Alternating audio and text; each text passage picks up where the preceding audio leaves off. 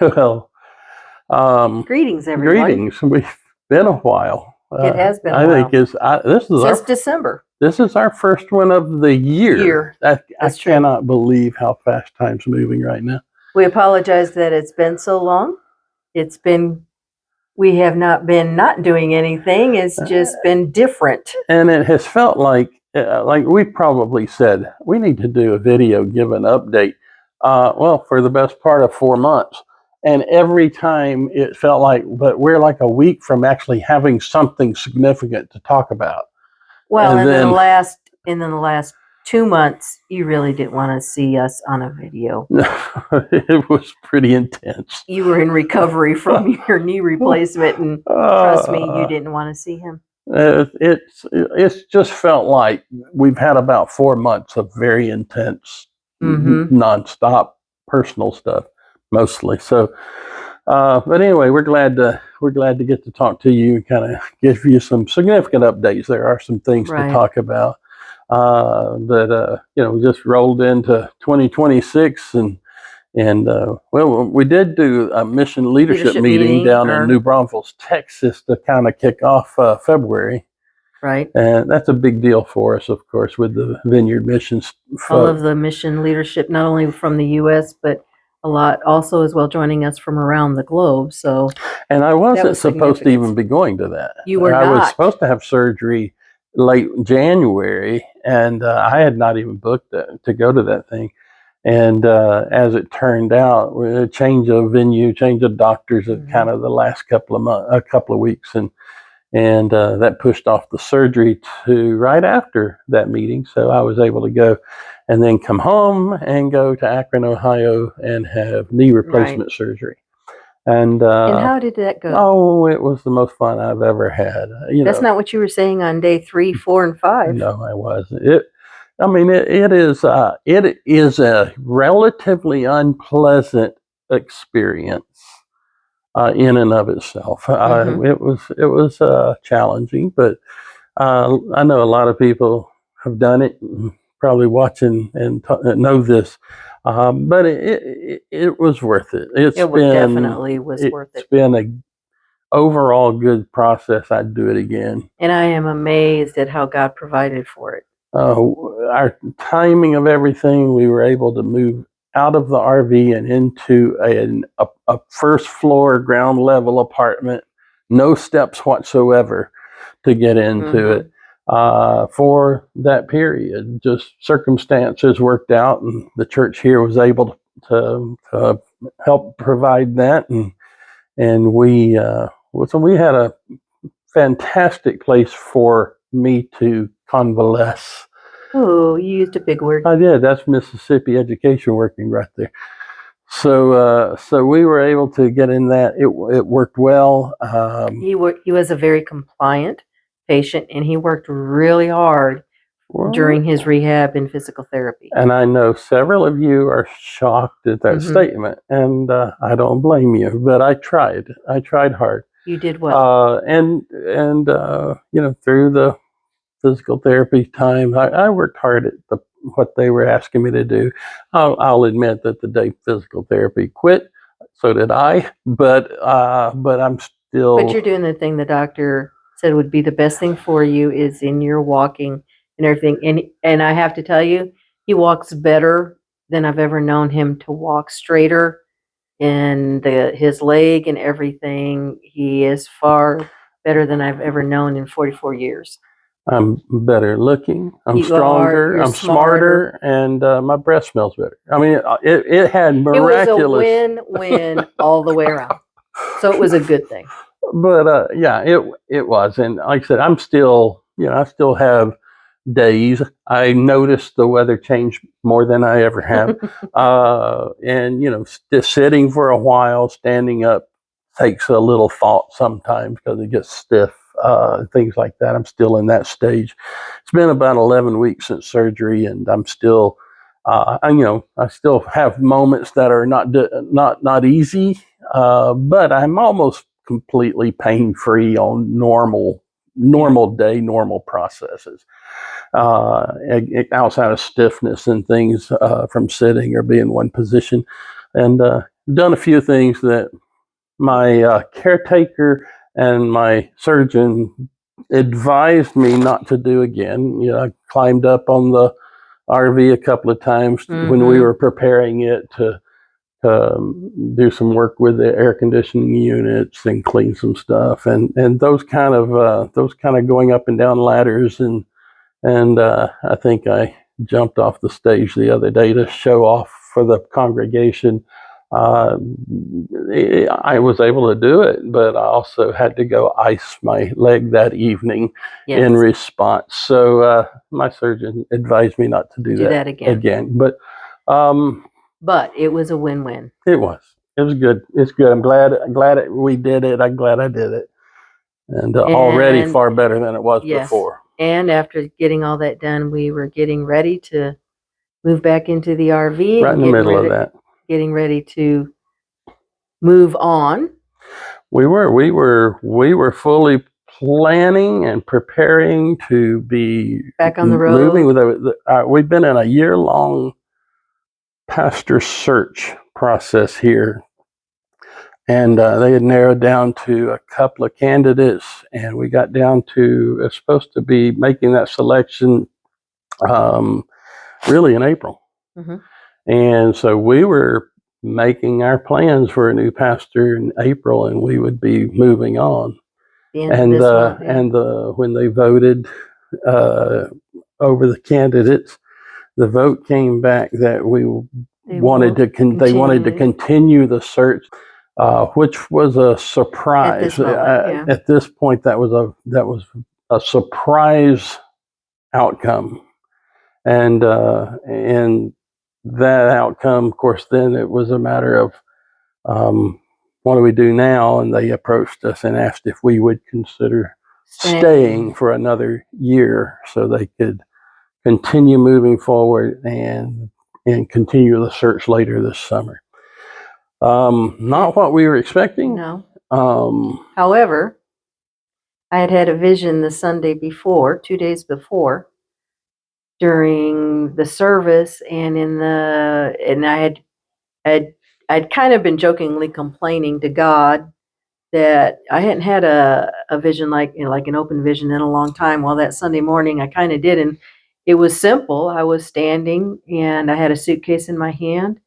And then Jesus casually walks up beside me and kind of looks at me, and I look at him, and he smiles, and he reaches down and he grabs the suitcase and looks at me again, turns around and walks off with the suitcase and puts it in storage. And I remember thinking, well, that's strange. I wonder what that means. And my first go at it thought, well, did I pick up something? I was carrying a weight I shouldn't have been carrying. And then 2 nights later, the decision came out on that vote, and then I went like, oh, that's what that meant, not going anywhere. So that kind of helped also us to know that this is what he was doing. He was in this, and that we would stay and continue on.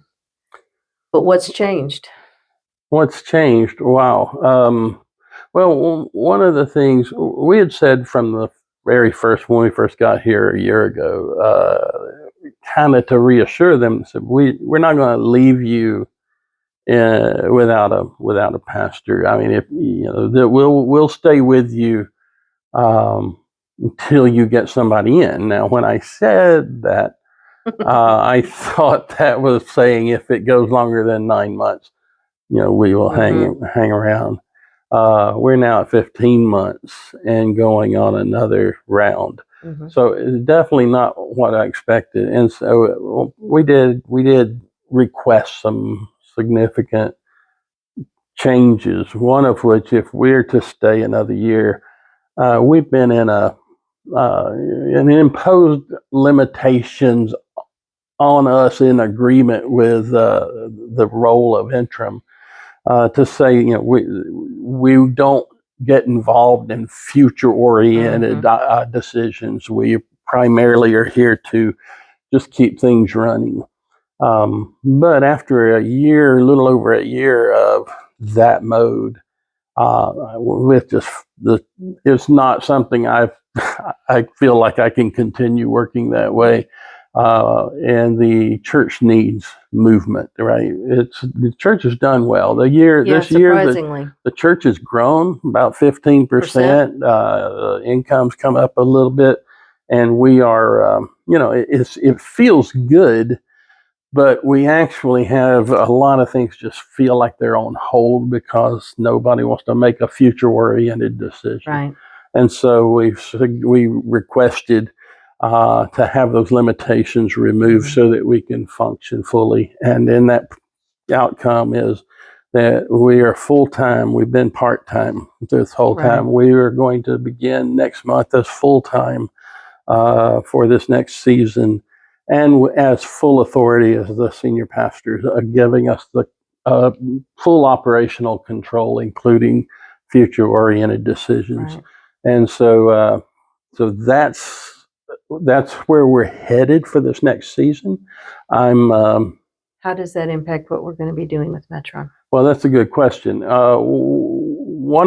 We've been asked, is it going to affect your stuff with Vineyard USA, with the missions mobilizer role? Is it going to affect your work as Metron with the stuff you go out and do? Yes, sort of. Not sure. I think let's go to the mission stuff with mission mobilizer role. I don't think it's going to impact that much at all. Most of our work there is done from home on phones, Zoom calls, and we have a sort of a rash uh, of conferences and events that we hit particularly toward the end of the year. I think we've got 4 conferences in 6 weeks or something toward September, October, November timeframe. So that we will continue to do. Much of the other stuff we do is more, again, Zoom calls and phone calls, emails. I don't think it affects that. The stuff we do with Metron, where we have done as many as 40 or 50 churches a year, I know obviously we can't do that. I think we will intentionally pull back on that stuff as we put our focus here more. I think we've got 2 or 3 events through the summer scheduled already. I probably won't go soliciting more events than that for this summer right now. If somebody calls, we'll consider it and see what looks like we can do. But I definitely going to pull back on the schedule from what it has been, even this past year, where we still, part-time role here, we still were able to do over 20 events. So no, we won't. I don't think we'll come close to that this year, but I don't want to stop it either. So we're going to continue to serve however we can. And so how's it affected us, this decision? What are you seeing? Well, there are some things that have been dormant as far as in our leadership since we transitioned our church almost 5 years ago now to the next pastor to go on the road and do what God has had us doing. There's some things though that now have come back on. I mean, like within 40 hours, it was really obvious in you, like a major switch on the inside went off on things of where vision for leading a church or the things that you need for leading a church, that part of who you are, who God's designed you to be came on full strength, 125%, to such an extent that people here within the church, just even on the next weekend, were like, something's changed in Duke Marie, what's going on? And or in both of us, I mean, there were comments that were like, you guys look different. There's just something different. And it really what they were they didn't know they were describing was just that grace, that mantle that comes on when that recognition of for the role is given and received, and it's been good. It's been good. So the other thing that's changed, probably the biggest thing, is even though we're coming in full time and we're taking on the full role, we're still interims. But it is now also the thing I think we've learned in the last year, in the last few years in doing what we've been doing is a little bit more clarity on how to focus in on developing Yeah. leadership in teams more Yeah. than what we had before, and knowing that we are continuing to prepare specifically in this church for what's next. God does have something next for them that's going to be really amazing. Um, and it's also giving you an opportunity to get something that you would not have taken time for before. But I mean, there's been so many fingerprints of God moving, doing things. Right. And one of the things is you have something coming up at the end of this month. You want to tell them about Oh, them? yeah. I'm taking a training in conflict resolution. Actually, it's a coaching certification for conflict resolution, and that's one of those things. As a pastor, I've gone, I sure wish I knew more about this. I wish I had more skills in this. And so the opportunity to go train in it came up. I was excited. I didn't know that what I was signing up for was actually to be a A coach coach and mediator. So I'll be getting those certifications and training too. But that's coming up at the end of May. this month? Yeah, a couple of weeks. So looking forward to that. And, well, it's just that's a natural part of leadership in any organization with Mm-hmm. people, right? So the opportunities have come so many times where I've thought, man, I wish I was trained better in this, and so I'm looking forward to it. I think the other thing too, just reflecting back on this time so far, is the faithfulness of God. Yeah, And looking back and going, oh, you can definitely clearly see what he provided for, what he has arranged for, things that have happened, provision he's made. I mean, to st- to stop and think, particularly if you say your surgery and everything, it was clearly orchestrated by him for this time, this season, in this this place. place. Um, And so, and a great part of that was you. And I wanted to forward on a message to you from the leadership of this church, the board and the senior leaders from this church. They fully recognize your part in all of this. That without you, we wouldn't be able to be, we would not have been able to be here. And they want you to know that they know and want to say thank you, that because of you, the church is still here. And they don't say that lightly, that it is a significant reality. And they are very, very grateful. And they want to say mhm. thank you to you. And we do too. We appreciate it. And so we just invite you to continue to pray for us. I pray Mm-hmm. for this church. It's a lot to do. It hasn't been our responsibility to really do the repair, the systems and the future vision Mm-hmm. things. It hasn't been our role, so we have kind of stayed hands off on most of that, as we predominantly, as part-time interims, focused on the health of the leadership and just keeping things moving and running. But that shifted us immediately, at least in my heart, when they asked us to step into the role we're in, so that I see an awful lot of things that we've seen for a while that need attention, need work, that are going to take Mm-hmm. some work, and going to take a little time. And so I just ask you to continue to pray Pray for us. for us. There's a lot left to do, but it's a good church. We are honored and humbled by the assignment, um, but I'm excited Mm-hmm. also with what is coming. I'm really looking forward to this next season. So I appreciate all of you so much. You've been so faithful to the Lord, faithful to us, Mm-hmm. and I feel like there's been a lot of patience over this last season to allow us to be. Like I said, I've felt like I've been on the sideline for a little while with the leg and all of that, but so grateful.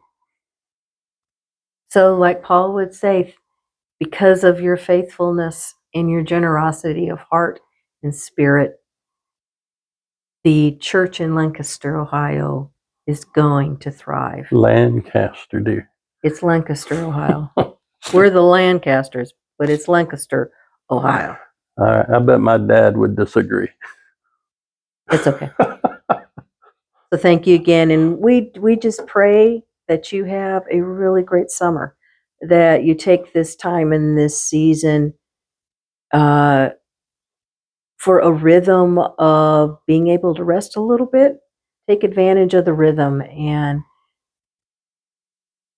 I just pray that what you have sown into is returned in abundance, in a harvest in your own lives. And it will be said, when this is all said and done, when the stories are retold, the significance of you partnering with God and with us and strengthening what remains. Thank you. Amen. See you later.